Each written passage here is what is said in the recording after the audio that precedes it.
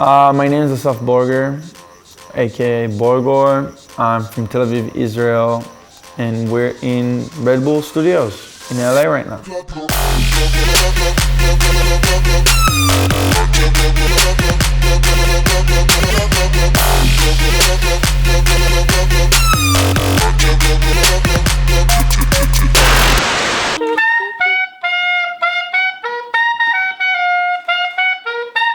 Growing up in Israel as a music fan was it had its pluses and minuses, because I've been in a really good private school in high school for music that generates a lot of super talented musicians. But also it was also pretty difficult because there's not a lot of shows coming to Israel, as far as because of all the situation there. There's a lot of people that's scared to come to Israel.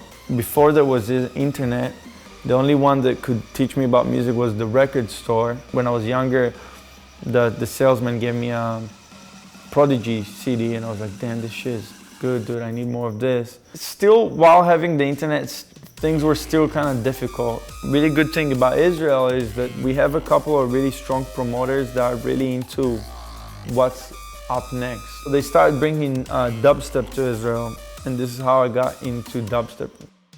So I was in the army. At this point I was playing mostly the saxophone, because this is what I studied in high school and whatever. I was playing the saxophone. And all of my best friends, they started a band, and they didn't have a drummer. And they did like At the Gates and Lamb of God covers, and they were like, yo, we really need a drummer, maybe you can try drum. So I started going to the army with a double pedal and a big kind of a pillow. So, and everywhere I go, I just put the pillow, put the double pedal, and put like, you know, and every time I had like spare half an hour, spare hour, I just sit, 2 sticks on my legs. Borgore was 100% internet, you know, because the lyrics are very hard out there, you know. The music was very out there as well. There was nothing that sounded like that back then. And no labels wanted to fuck with it, because it's too dangerous, you know. And I'm here only because I had dedicated crowd that helped me, dedicated fans that wanted to see me playing shows, you know, and it kind of forced the promoter to book me, because kids wanted to see me, I guess. While doing all this thing, I'm still in the army, so I cannot even leave the country. But the second I finished my army, my obligatory army service, 2-3 months later, I was already starting to touring everywhere. Belgium, I had a tour in Belgium, England, everywhere, kinda. And I don't know, it graduated pretty rapidly.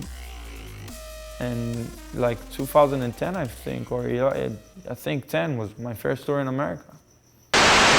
Why do you like going for the hard notes? Why is it cheating? Is this cheating? Serious? No way. Hey! The concept of the album is showing a full palette of what I can do, kind of. There's some dubstep and some big room and some trap, and it's some experimental shit that you cannot really put your finger on what it is exactly. NEWGOREORDER is, I mean, it started as a Twitter hashtag I did. Just, you know, I have Booty for Borgore and I have NEWGOREORDER, but NEWGOREORDER is every time I want to make like a statement, like, you know, so I put NEWGOREORDER on it.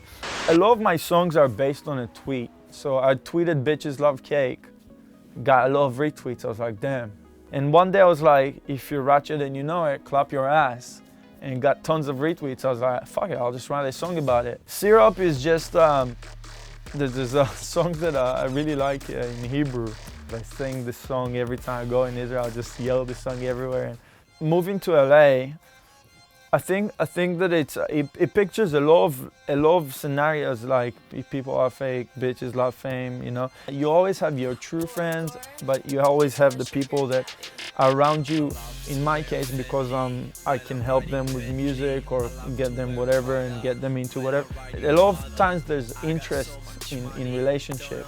And this is why I wrote Fame. And it's, you know, a lot of people think that I wrote Fame because I feel so good about myself, and I'm like, I'm the king of, no, it's a complete opposite. I feel shit that I feel like everything around me is fake, and I don't want it to be fake. The album is kind of like, it's still like fun Borgore, but some of it is getting a bit more serious. I've done this album for myself, you know. I wrote all this music because I had all this music in my head that I wanted to put down.